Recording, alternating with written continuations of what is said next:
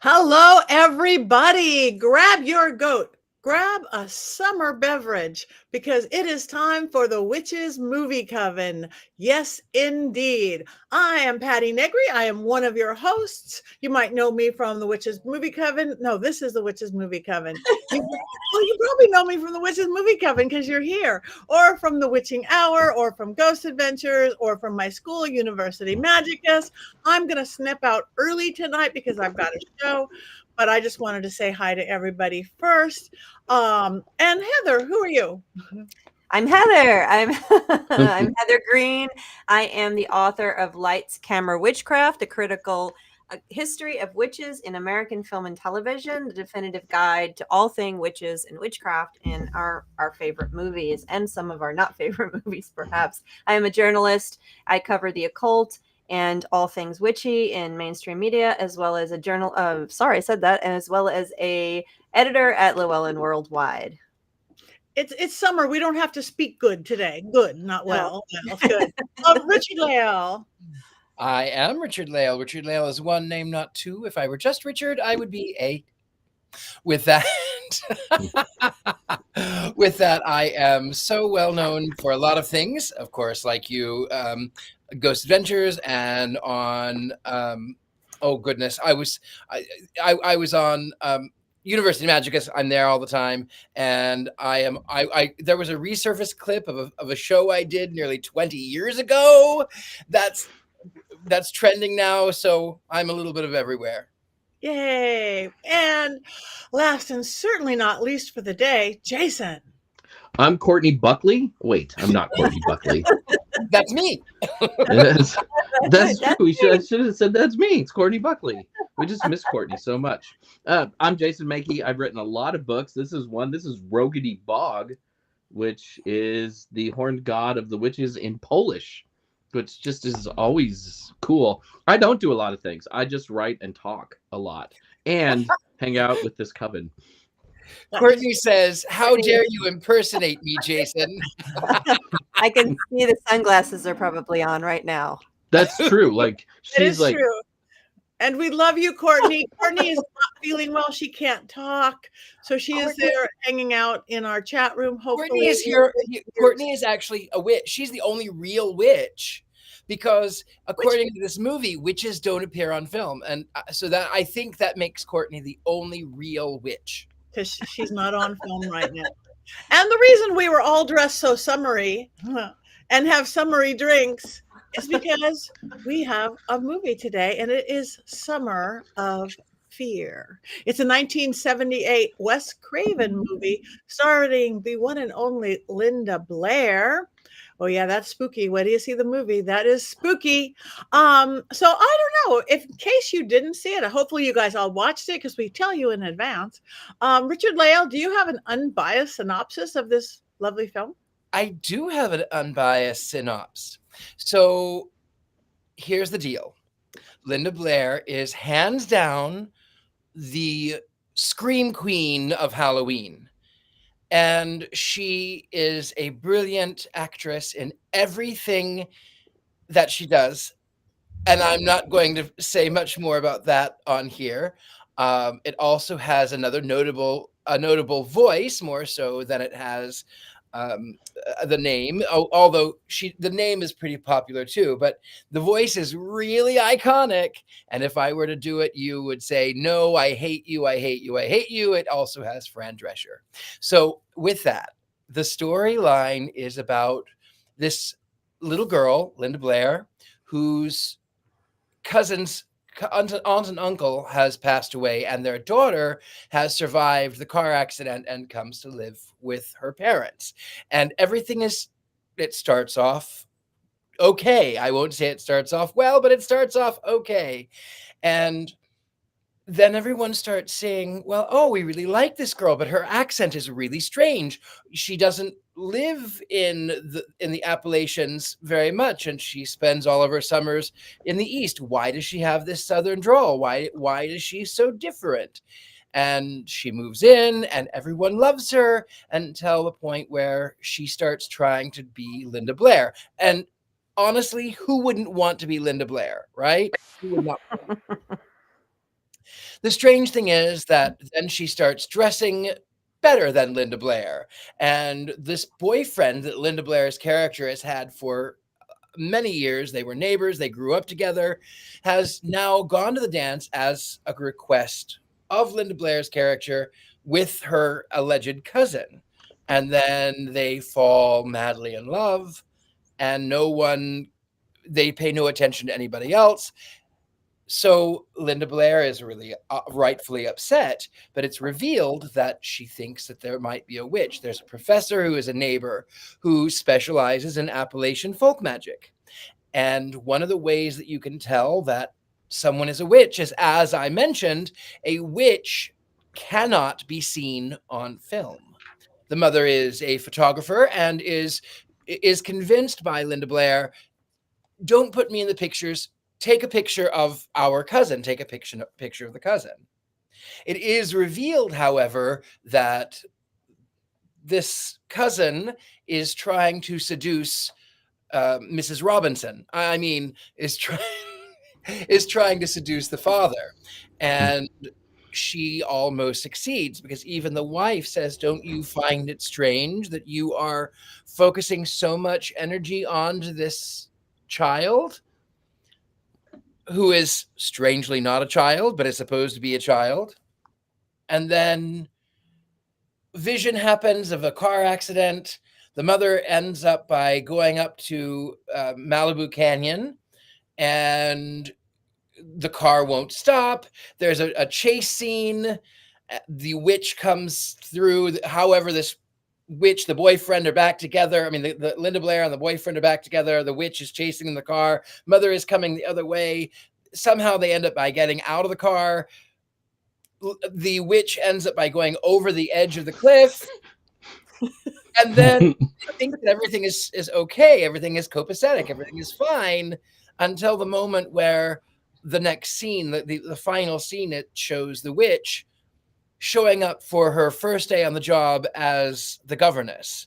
No, by the way, I forgot to tell you, she also murdered the entire family. She unalived the entire family. She was an imposter. She is an Appalachian witch. She was hired on as some sort of maid, and then decided she would unalive the entire family and then take over. And for whatever reason, she just likes to take over people's families, and there's no money involved. It's just, she just takes over their families. That's it. She's just looking for a place to live. Right? I mean, I got to tell you though, there is no relationship stronger than a Capricorn who's looking for a place to live. So maybe I get that. Thank you. Now we understand the movie completely. I don't. More or less. Heather, is this something that's in your book, perchance? It is. It does show up in my book, in the chapter on that is covering the 70s. Of course, this is released in 1978. It was a made-for-TV movie, and I'm going to give you 5 things that are important for you to know about it. First, Wes Craven. We must talk about Wes Craven. Number 2, 1970s horror themes, because this really encapsulates some of those. So I'm going to bring those out. The teen legacy and why that's important. The author of the original book, which was Lois Duncan. I'm going to mention that. And then 5, a couple of the characters. Some have been mentioned already. So let me start with Wes Craven. I have got a biography. What a fascinating man. This is, when you think of horror movies, American horror movies, probably one of the first people you think about is Wes Craven. When you think about Wes Craven, you probably first think Freddy Krueger. Maybe some people Scream. Wes Craven is an amazing figure in movie making and in horror, in recent horror. And some interesting things about him. I found it fascinating diving a little bit into his history. He was a master's of philosophy, had no interest in film whatsoever. He was a teacher who couldn't get a job. He did a few films, originally admitted to doing some pornography films, including working on Deep Throat, 1972. But he still was a teacher. And he pretty much got into film first by just taking a non-paid job in post-production, doing editing. And he learned from no other than the folk singer Harry Chapin. He was not a folk singer at the time. And then he got a messenger job between post-production stuff. This is actually a normal job between post-production houses in New York and in LA, where he ran into Sean Cunningham. And if you know who Sean Cunningham is, producer, director, eventually the creator of Friday the 13th. So that person gave him the opportunity to do a low budget film, which was his first one, The Last House on the Left. And then he wrote it, directed it, and edited it. And then he did a few more. We had The Hills Have Eyes in 77, Firewalk Woman in 1975. Of course, that led to this one. It gave him the opportunity to do this film, which is a made-for-TV movie. One of the few that he did not actually write. Between this and 1984, which was A Nightmare on Elm Street, he did Deadly Blessing and Swamp Thing. He also did Invitation to Hell, another TV movie. I've seen that one. Some other notables, you have Serpent and the Rainbow, 1988. And of course, the Scream movies starting in 1996. And in fact, Scream 4 was his last film in 2011. He died in 2015. So I find him fascinating. I love the stories behind these directors and how they came about. And he said he didn't care about going into horror. Didn't try to do this. It just happened. And he said horror eventually was very therapeutic for him. It was, what did he call it? A form of therapy in doing it, in doing these stories. And so I think that's really fascinating. Diving into their stories and what they do is always cool. Wes Craven is one of Hollywood's best. So the themes here, we have a 1970s horror themes. This is during the during the popularity of witch crimes of the 70s, of course. So you have this theme of this nice, perfect world that gets infiltrated, where this sinister, satanic witchcraft type stuff is existing. That's very common in the 70s. But what's more interesting, and it also has some of the most classic things, which Courtney unfortunately is not here to make faces at. You have mentions of Boston, you have mentions of Sarah. These are all little cues that Hollywood loves to use that sort of pull from the Salem-esque stuff that just color these witchcraft films. You find this throughout Hollywood films, whether they are about Salem or not. They love to use that. And I talk about that in the book. You also have the classic smart professor type librarian guy who the main character always goes to get information on the occult. And so you've got a lot of canned stuff in this movie. But what makes this different is that this movie kind of is a little bit structured more like a satanic film, where the evil comes in to the house rather than it existing and the good guys find it. So it's a little bit of a different notion, which is a precursor to what we see about 10 years later. But where this fits in, number 3, is its teen legacy. So early part of the 70s, you have Coven films, right? You have Roman Polanski's Rosemary's Baby, for example. Most of the films dealt with covens. This later part of the 70s, you have teen witches, the evil teen witch. And this was because of the success of Carrie. Carrie was a couple years earlier in 76. And that spawned a number of made-for-TV films. And I love saying the names of these because some of them are fun. You have The Spell, Satan's Cheerleaders. I love the name of that one. That's a classic. Initiation of Sarah.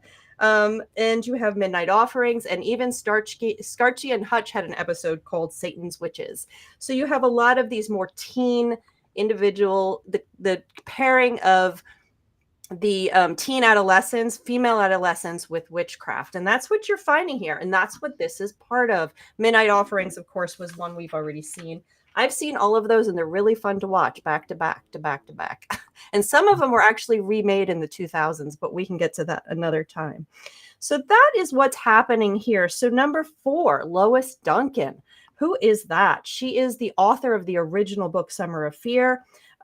Strangers in the House is the other name of this movie.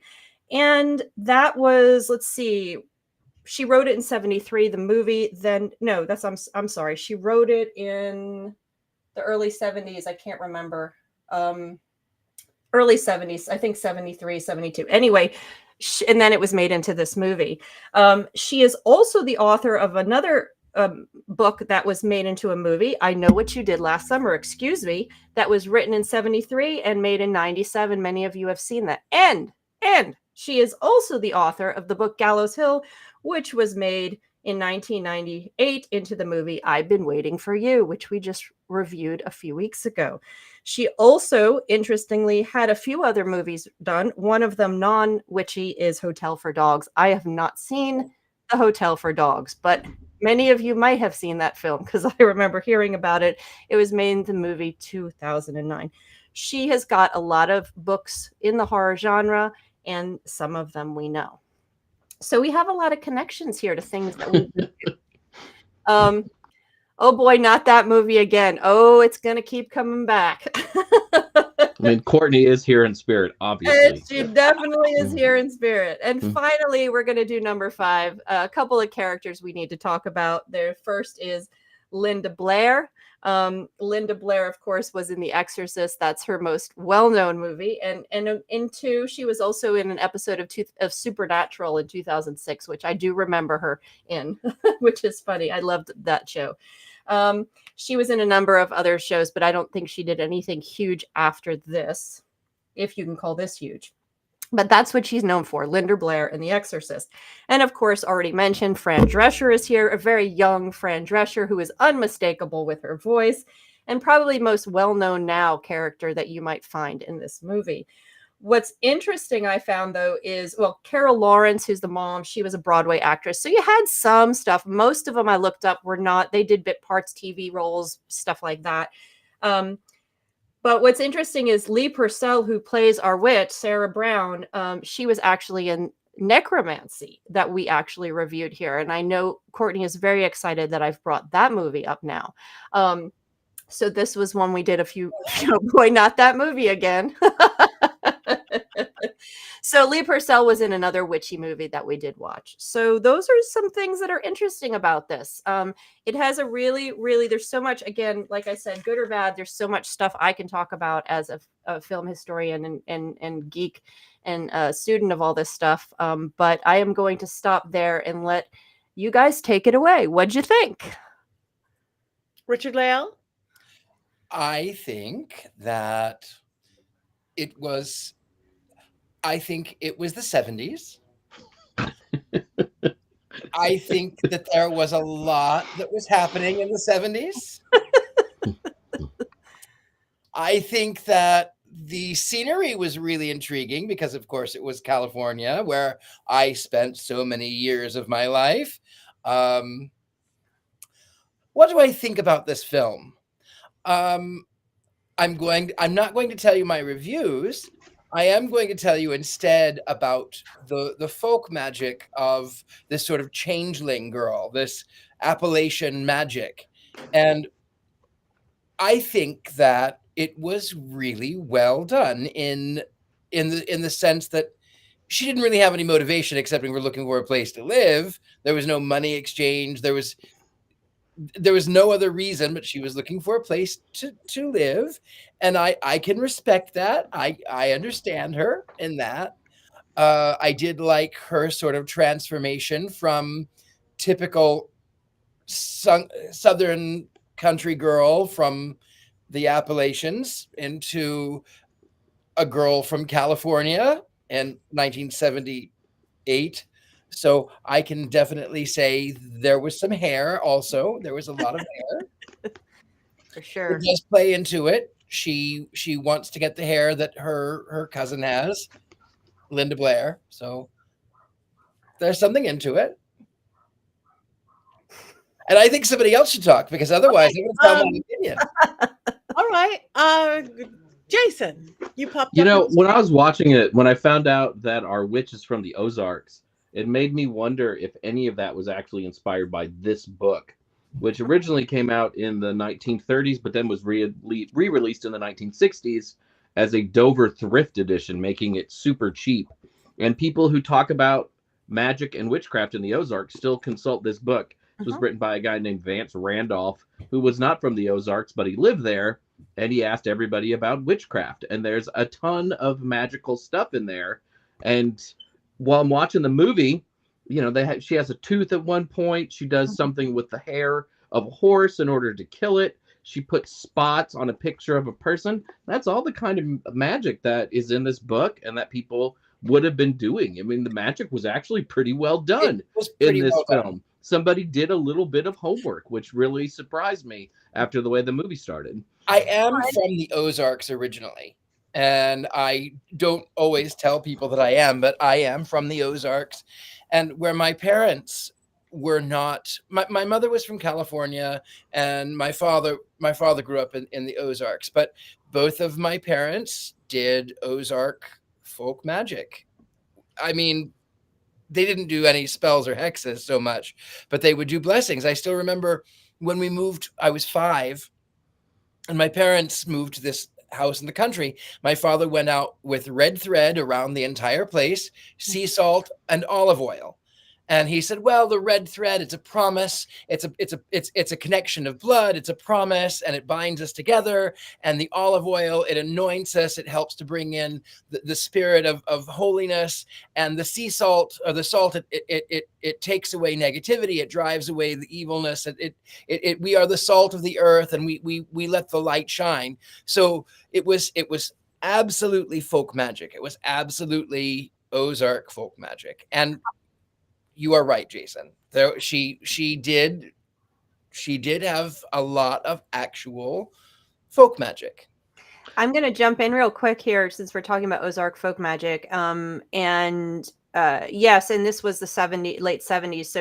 So modern witchcraft and folk magic practices had already infiltrated Hollywood. So we were all already starting to see this. So it's not surprising in that way.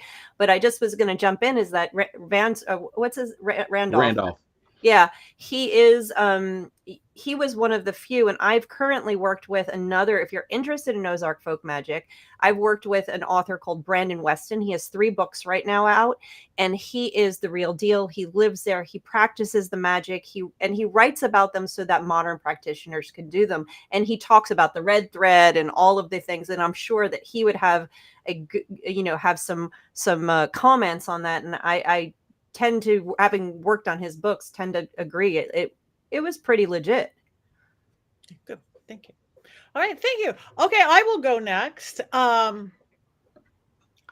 am a Southern California girl. I was here in 78. So that all worked for me completely. That world, my hair never got that big, no matter what.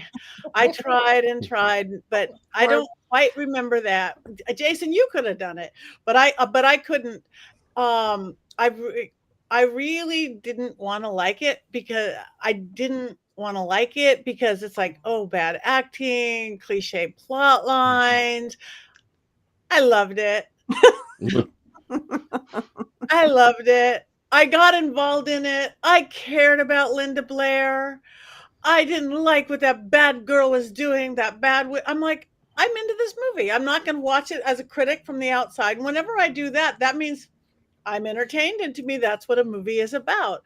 I followed it. I followed whatever storyline there was. It all made sense. It billed like a story should to me.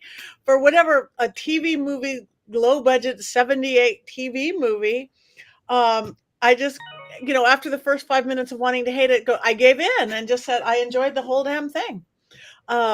Your Uber is coming. I heard that. I know my Uber is coming and it's on the way. The Uber is coming. The Uber is coming out of here. So, but yeah, I wasn't that girl, but just the ways of being and the boyfriends and the moms and all that thing, being a young girl at the time. I liked it. I really liked it. Summer of Fear.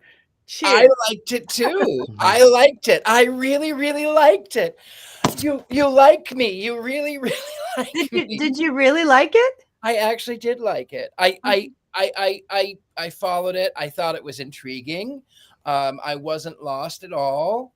I did think, however, when she revealed the plan, when Linda Blair's character, Rachel, I think, when she gave the plan of, I'm going to find you out, that was when she everything sort of went downhill. Never tell someone that you're going to find them out. Never give them your plan. Yeah. Also, what was that? No, I agree. That I was screaming at her. I was screaming at the screen, and I don't do that. Right. Don't give someone your plan, especially when they're evil. By the way, Courtney says, I liked it too. Courtney liked it. She said that she's going to say something shocking, and in all caps, I liked it too. So Courtney liked it too. See, it was not such a bad thing. It was intriguing. It was interesting. But again, never tell the plans to someone that you want to sort of win over or whatever.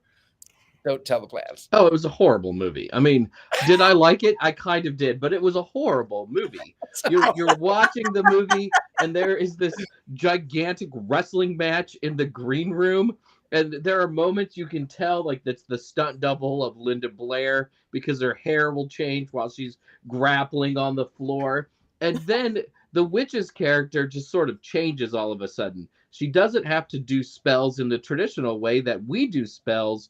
All of a sudden, she can take over cars. She hulks out at one point and like beats a hole through the door and the wall, and then she blows the door off its hinges. It's like, why didn't you do this before? Like, why were you just messing with these people? And then there's the car chase at the end, and I'm watching that, and Julia, the bad witch, she kind of starts tumbling down the hill. If you look closely, the car catches on fire before it hits the rocks. So it's just in the air and it catches on fire and then it gets smashed. Cars don't catch on fire that way anyways, but I'm guessing they only had one shot to ruin that car for this made-for-TV movie. And I thought it was hilarious. This is a negative times a negative somehow equals a positive movie. And I couldn't help but like it just because it was so cheesy and silly in so many ways. Oh, I agree completely. It's not a well-made movie. It's No. not going to win Academy Awards, but I did like it too. And I think the fact that a cheesy movie like this could actually be something people liked is probably the reason why Wes Craven continued making films. And it is one of the better ones of this whole genre of teen films, made for TV films at the time. I did love it.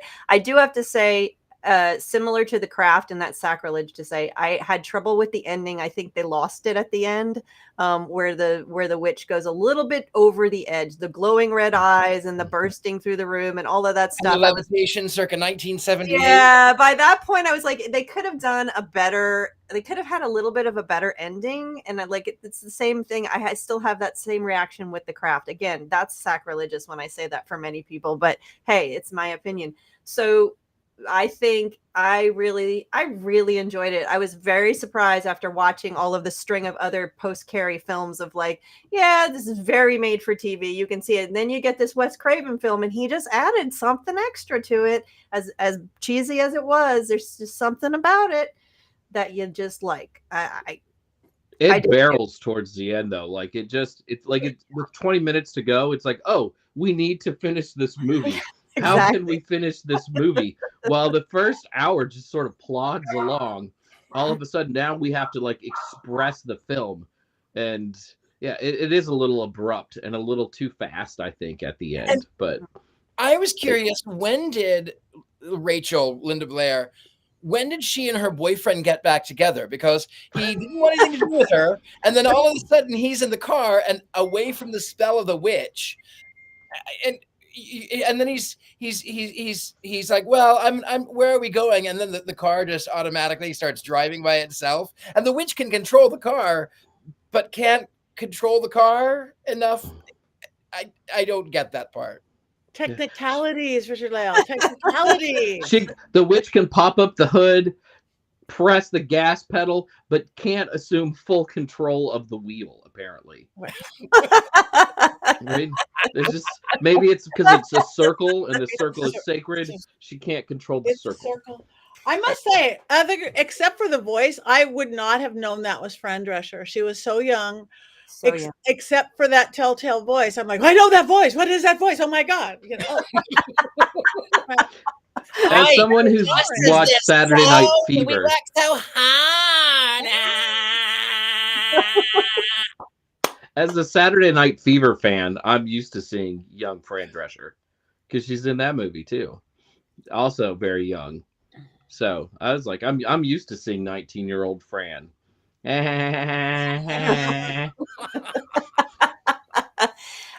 had one of the random things that I thought about is when she was making that pink dress, and she made that lovely pink dress for her thing, and then it was taken and all that stuff. All I can think of is that's a heck of a nicer dress than Pretty in Pink, because and I'm like, that actually should have been the Pretty in Pink dress than that thing that she made in that movie. So sorry, that was my costuming comment. Random thoughts during a movie. I like that dress way better than that thing that monstrosity in that other movie. And it looked way better on the witch than it did Linda Blair. It certainly did. Absolutely. She hadn't finished it yet. she was working on it. There's like an amnesia at the whole end of the movie though too, because not only does the boyfriend suddenly get back with Linda Blair, there's a point where like the dad is like trying to shag his niece the entire movie. And, and they're like feeding each other bonbons by the refrigerator, and the wife catches them, and then the dad pretends he's asleep, and the dad like assaults his kid because she's messing with the witch. And then at the end, it's like, oh, everything's fine. I just don't remember the last week. That's never worked for me with my wife. It was And you spell. tried it. Bad witch spell. That's all. Mm-hmm. Okay. Well, do we have anything else to say about this movie? I liked the horse.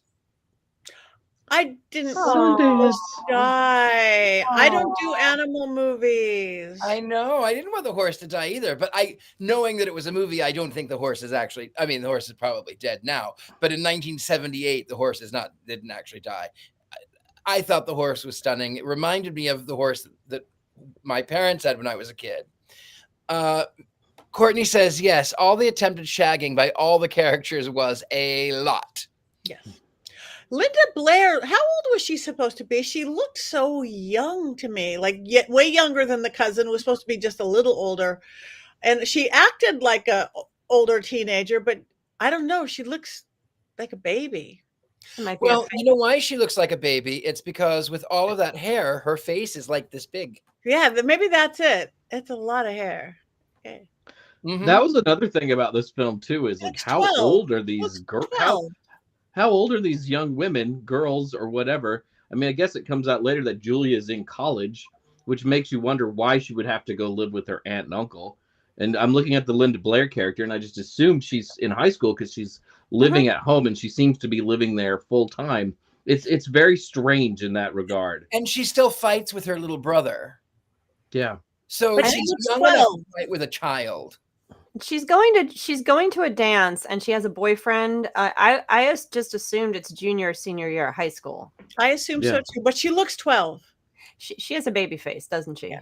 Yeah. But she also can just sneak out in the middle of the night and break into hospitals and talk to weird old men who are experts on witchcraft at their bedside. I mean, it's like the rules do not apply to Linda Blair. No, clearly. And we saw The Exorcist. We know they don't apply to her. It's true. Did you think, though, that when she told her brother to drop dead and then he started gagging and then didn't move, did you think he was actually dead there for like a split second? That maybe Linda Blair was actually the witch? I didn't think she was a witch, but I thought, oh, the other witch did it. I thought my YouTube was buffering or something, and I was just stuck somewhere in the film.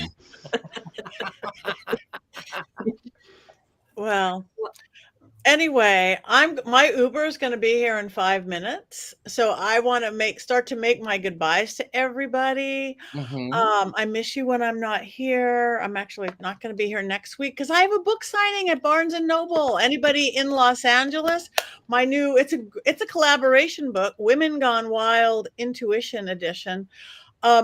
women from all over the world, each doing a chapter on intuition. We just did a huge launch in New York. They're doing one in Florida. I just didn't want to go to Florida. But we are here in LA. We're doing this big thing at a spa all day Saturday and Barnes & Noble Wednesday. So if anybody's here, come get it. The book is really wonderful because it is all these different perceptions of medical doctors, me, all sorts of different people on intuition and women empowerment all the way. This is girl power all the way. As we were jumping up and down at our billboard in Times Square, like turning into 8-year-olds. But anyway, I have to. It's a fringe festival here in Los Angeles, and the only night I can get in to see one of my dearest friends. So I'm not giving it away. I might give me a wands up when you guys vote. I'm going to hand this over in really good hands to Richard-Lael to host the rest of the evening and take votes and talk about what's coming next and what all you guys are doing. And Black Phillip and I and my Mike's Hard Lemonade. Call it a day. Good night, guys. Good night. Love you, Miss Patti. Bye, Patti. God, tomorrow Happy solstice. is the solstice. Yes. Summer. Yeah. Perfect Happy movie for this. solstice. Happy solstice. Bye. Bye. Love you much. Love you guys so much. Bye. Well, okay. Now that Patty's gone, we could actually talk about the secret plans. Now, nobody really actually liked this film, right? We didn't really do that for Patti, right? We're just all worried we're going to get kicked out of the show, so we always just have to agree with Patti. That's the rules. Now, everybody in the chat, you can be completely honest about everything. Courtney says, to be fair, she fights everybody. Taya says, Courtney fights kids. It's a minor offense. Get out of my brain. Right? Wait, I wish I had my sunglasses. I would impersonate you, but I don't. So I guess we should talk a little bit about, we talked a little bit about the magic. We talked about the plot. We talked about a little bit of the history. We talked about Wes Craven. Maybe we should talk a little bit about what is your favorite Wes Craven film? Yes. So Heather, why don't you go first? Tell us your favorite Wes Craven film. Well, you know what? As much as I love horror films now, I did not watch horror films growing up because they terrified me. I'm going to be completely honest. I did not see a horror film in the theaters until I was in college, and that was because I was in film school. And that even was Silence of the Lambs, and that's not even the same type of horror. So, and I really was terrified to actually have to watch horror when I had to start to do this book, because I was going to have to watch movies that I was avoiding because I have nightmares. And so I did, and now I love horror, and I'll watch them all day long and all night long. So I got used to it. So I didn't get to see and enjoy Wes Craven growing up like a lot of my friends and my brother who would watch them at 3 a.m. So as I want to say Nightmare on Elm Street because it's his classic, but I did see Scream, and I did love Scream. I have not seen all of his films, so I cannot. I would have to get a list and give you. I'm Gemini, so I'm not giving you a distinct answer. Ask me tomorrow to be a different movie. But I did love Scream, and I do appreciate Nightmare on Elm Street from a historical and filmmaker's perspective. So that's what I'm going to leave it with. Until I see all of them, I don't have a definitive answer. This is not my favorite Wes Craven film, although I did enjoy it. Jason, what is your favorite Wes Craven film? It's got to be Wes Craven's Summer of Fear. The magic, the car chases. No, it's definitely a Nightmare on Elm Street. I am of an age where I used to watch horror movies as a kid, and it was one of those things where parents would rent a VCR and rent VHS tapes. And after the parents would go to bed, we would watch the horror films, at 11, 12 o'clock at night. And one of those was A Nightmare on Elm Street. And I was absolutely terrified. There's the whole rhyming with Freddy, Freddy's coming for you. 3, 4, better lock your door.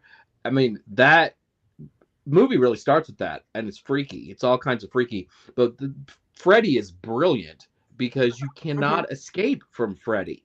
I've never gone to Camp Crystal Lake. I will never go to Camp Crystal Lake. I do not live in the suburbs where Laurie Strode lives. I do not have to worry about Jason Voorhees or Michael Myers. Everybody goes to sleep, and Freddy Krueger can get you in your sleep. And it's just brilliant. And he also had the intelligence to cast Robert Englund as Freddy Krueger, who was not a famous actor by any means, but he's just so good at that role. And it's why they cannot reboot Friday or Nightmare on Elm Street successfully because Robert Englund is Freddy Krueger, and no one else will ever be Freddy Krueger. So it's got to be Nightmare. It's got to be Nightmare. I have a confession. I have never seen Nightmare on Elm Street, and I won't, because it scared me so badly as a child.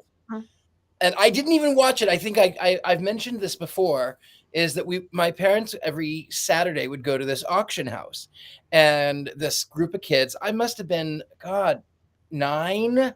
This group of kids had gathered around outside, and they asked me, "Are you rich?" And I thought, how did you know? I thought I didn't know rich. Anyway, so they said, well, we can tell those things. We know that. And I went, that's amazing. I'm famous.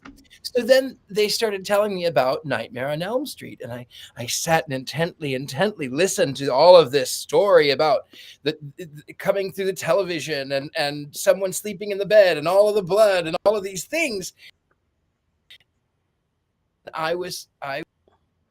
And then that evening I slept in my sister's room. At the time we were very close, and it was, they had the Nightmare on Elm Street television series, and it was like midnight, and that claw comes up in the screen, and I screamed and I screamed and I screamed, and I still cannot ever watch Nightmare on Elm Street.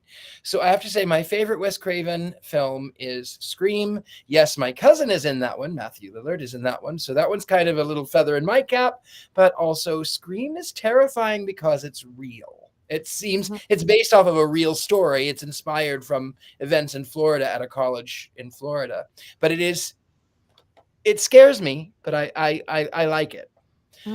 We are coming up on time. So, Miss Courtney, do you want to write in the comments? We will read your quotes. Do you have any quotes that you would like to tell us from this week's movie? Courtney Buckley, you can type them in there. And while Miss Courtney Buckley is typing, Mr. Mankey, would you like to do your movie minute? I think we can do that. So, I'm always trying to change it up. So just imagine that it's 1978 and you're watching a promo on NBC. Tonight on NBC, it's a summer movie that's got it all. Do you like big hair? We have some of the biggest hair. You can hide a small dog in that hair. It's so big. And don't worry, the guys in this film have perfectly feathered hair. There's something for everybody. How do you feel about nieces creeping on their uncle, or a cousin trying to seduce another cousin? Tonight, NBC keeps it in the family. Are you a fan of horses? Well, then let me introduce you to Sundance, an unbroken stallion who doesn't like to assist his rider opening gates with trail riding. Because we are on the network with everything, we will put this horse down on TV and make your 8-year-old child cry, all in prime time. It's a movie that's so good it even has 2 names. Is it Summer of Fear or Stranger in Our House? Who knows? We don't. I'm reading this copy. I'm just not sure. I guess you can call it whatever you want. Just be sure to watch. And don't worry, Mom and Dad. Tonight's show has got a professor in it, so you know it's educational.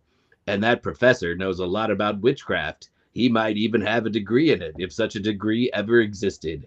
Invite terror into your house when you meet Julia. She's mountain folk from the Ozarks, so you know she is mildly scary.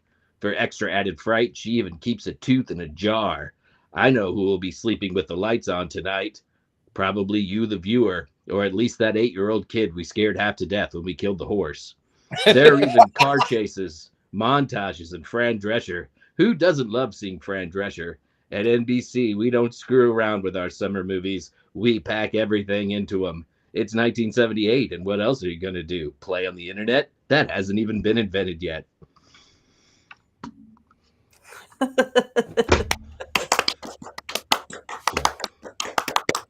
It was renamed when CBS brought the movie, so that's why it was also released in Europe too, and they used the second theatrical name. release. Yeah, the second name is better because otherwise, if you have Stranger in the House, it gives it all away. I mean, true. Summer of Fear, and then CBS changed it, and then it went to Europe, and it became It stayed Summer of Fear. L'été de peur. When did they add Wes Craven's name in front of it? Because it couldn't have been in 78. No, I would guess not. I don't know the answer until I could pull out some academic books, but no, it had to be after Freddy Krueger and all of the stuff. Everything became Wes Craven's after that. The name before the title. That's a huge thing. Yeah. So Ms. Courtney Buckley has her favorite quote, and it says, "Julia, I like my hair this way. Mike does too. So does your father, Rachel. So does your father, Rachel. Well, I can't stand a thing about you, and that includes your hair, Julia. How rude." What if we read that together, Richard-Lael, and you were Julia and I was Rachel? Just to get the whole thing in. We'll get the whole thing. "I like my hair this way. Mike does too. So does your father." Well, I can't stand a thing about you, and that includes your hair. How rude. There you go. And scene. Let's see if there were any others. Yeah, Robert Hicks says, "I agree. Summer of Fear was the best title for it." Mm-hmm. The second one. It is a better one, because if you have Summer of Fear, I mean, if you have a Stranger in the House, you automatically know there's something strange about her, and she's supposed to be your cousin. So no, it's much better. Courtney says that was better than the movie. We deserve an Oscar for that, I think. Any other quotes? Richard-Lael and Jason should do the whole movie. On a slow night, maybe we'll do selected scenes from this movie going forward. I mean, it is kind of slow. We're two cast members down. And when we're together, we will reenact the entire dark room fight scene. Me versus Richard-Lael, writhing around on the floor. Red eyes, Richard-Lael? I might have. I don't drink, but I might have some red eyes. Okay. Also, you'd have to be very careful. I am from the Ozarks, so it's that, I seem like I have teeth in a jar, and then instantly levitation. So, you have to be very careful about that. I did send everybody a quote because I think this movie is funny all the way through. Like the Linda Blair character at one point just says, "He's from the university. He knows a lot about witchcraft, and he's a friend of my parents." I just love that. He's a friend of my parents. You're going down. She was a little whiny, wasn't she? She kind of had that teen. Yeah, I was rooting for the bad witch. I will admit it, like almost all the way through the movie. I just found her more interesting. She was more interesting, I think. She was in the Ozarks. She was hired as a maid. She had been sort of educated only by folk magic, and she spoke with an Ozark drawl. And sometimes she didn't the entire way through. Wasn't consistent. It was not consistent, but she definitely was not someone who spends their summers in Boston. So, or wherever it was. I think it was Boston. But definitely not Massachusetts. But she was. I kind of felt badly for her, because I want to know, where are her parents? Where are her friends? Why has she decided that she just wants to go live into other people's realms and pretend to be some cousin? That's that lurking evil. That's the whole premise, is that witches aren't, in most cases, these witches are biological witches. They have things that they can do. They aren't learned witches. They don't have families. They're just scary. They're just this evil that lurks, and they appear for random reasons. In the extended cut that she learned all of this magic from grandmother. I mean, it's the Ozarks. Obviously, she learned it from her grandmother. Probably, but the Ozark folk witches do not blow things up with their hands and don't have red eyes that I know of. Brandon Weston has never spoken about. Vance Randolph would disagree. Is there Yeah, Vance Several Rand. tales about the witches tell of red eyes Oh, there and you being go. able to blow doors off of their hinges. I, of course, don't believe these stories, but many of the hill folk here have said they are real. Vance Well, that's Randolph, it. page That's something, it. something, something. Yeah, I didn't. Your eyes weren't focused on the pages when you were reading that. So, did you memorize it?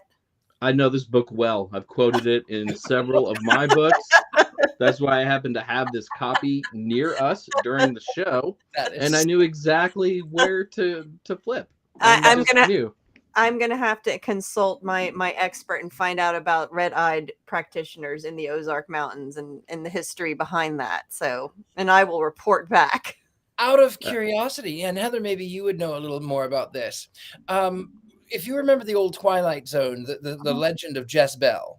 Yes, one of my favorites. It's a great one. It has Anne Francis, who plays this dark-haired, she's normally portrayed as blonde, but this dark-haired Ozarkian young lady who makes a pact with an old woman who's the witch. Maybe the grandmother that this witch learned from was the same witch. Maybe she had made a pact with the devil and didn't know it. It's true. That was definitely a pact with the devil. Very clearly. It's one of my most favorite Twilight Zone episodes, and I do tons of stuff in the book. I talk about it all the time.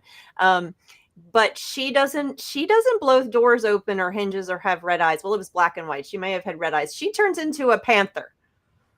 That's her thing. But have you ever seen the extended edition of that episode of the Twilight Zone where she blows the hinges off of a door? I mean, you have to get the extended director's cut, Heather. That's true. I don't do that. I go with the total one made for the movies, made for general audiences. So I'm assuming that she did not blow hinges off of it. She did want to knock the other girlfriend down, the one who was marrying her love. She got a little violent with that, but she turned into a panther at night, is what she did. So it's a little different. But it may have been Granny Hart may have been who this one also made a pact with. We don't know. I mean, it's possible because everybody in the Ozarks knows everybody in the Ozarks. I mean, I'm from there, so I clearly know everyone from Tennessee through Kentucky through Missouri. I know all of them. You know all of them. All of them. It's part of my witch power. You know what's really disappointing, though, is this movie is set up for a sequel, right? And we never got the sequel. I mean, they had high hopes when this thing came out. There was going to be like a whole cinematic universe. We were going to see Julia take over as a nanny and do more weird stuff. And when she does that, that turns into the film The Hand That Rocked the Cradle from the 1990s. Did you guys see that one? The horror If only film? it had been Rebecca De Mornay, right? Starring in this film. Do we have to do wands up now? And or wands down? Or so I need something to do for. Oh, here. Since Patti is not here, I'm going to. Patti is going to phone in her wands up. So this is Patti. This is Patti's phoned in wands up. By the way, this is a telephone for those of you who are babies.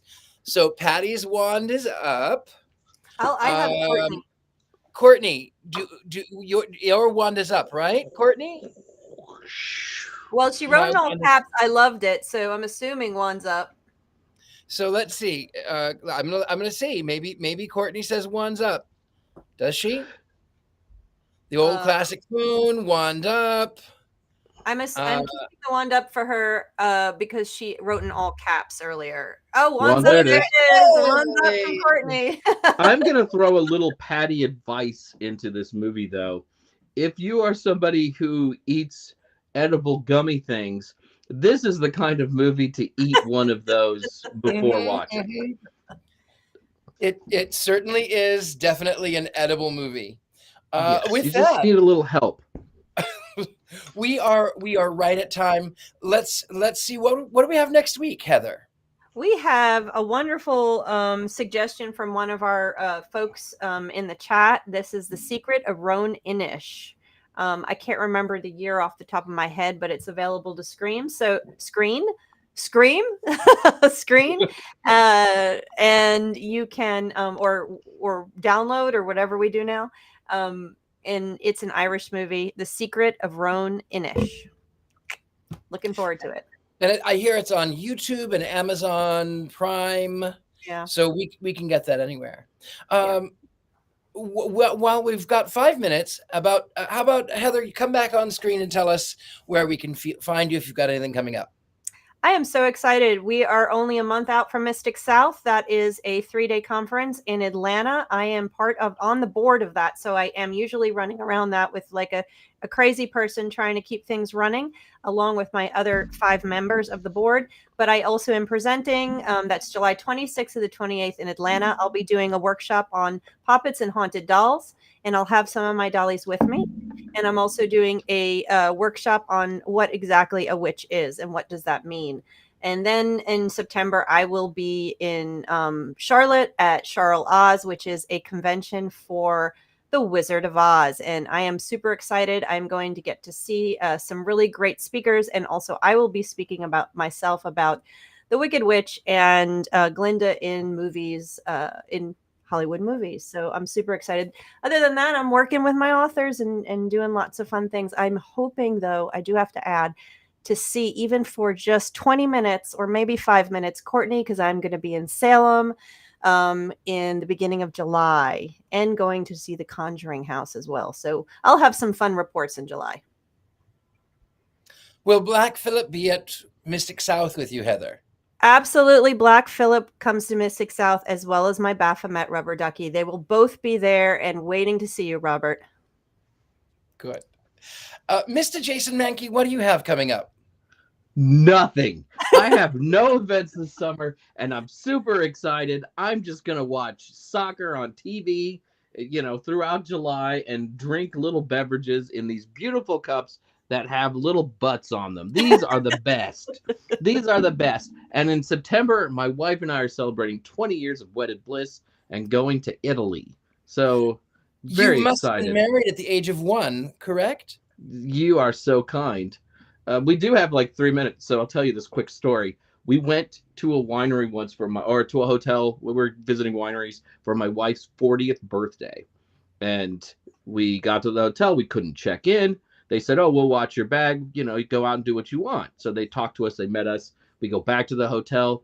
They said, "Oh, Mr. and Mrs. Mankey, your bags are up in your room. Thanks for staying with us." And we walked in, and they put a little bottle of champagne there. And there was a note. It said, "Dear Mr. and Mrs. Mankey, congratulations on your 40th wedding anniversary," which I thought was the funniest thing, because it was my wife's 40th birthday. And I was like, they saw us. Have I aged that poorly that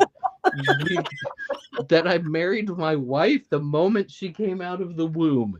That is funny. Crazy. That's awesome. 40 years. So yeah. I am the Gentleman Psychic. There are a few fakes out there. I'll never contact you for a reading. You can find me on all of mine. Also, all of those viral clips that are going around of old shows that I've done. I'm easy to find. thegentlemanpsychic.com. With that, I will be reading cards and tarot here in New Orleans. You can find me. You can come in person, either to my home, or you can meet me at the French Quarter at one of the better clubs down there.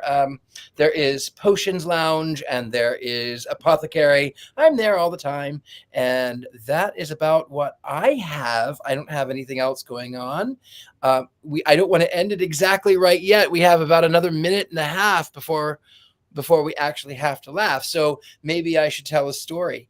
Once upon a time, I don't really have anything. I'm not Jason. I can't. Mystery Control. Oh, that is right. Mystery Control. There is Mystery Control. You can find all kinds of things. You can find Patty's Power Panties. You can find quotes. You can find things with Heather, things with Mr. Jason. There's a lot of things that we can find on Mystery Control. You can find that pillow, which is there, which is kind of fun. If you ever wanted to sleep with me and I did not sleep with you, now you can sleep with me right there at that link right there. Get that pillow. You can drool all over it. That's fine. Also, you can dress it up like Courtney normally does. I definitely needed some underwear. So with that, I think now there is only one more thing left to do, and that is to do what witches always do. That is to cackle. And here we go.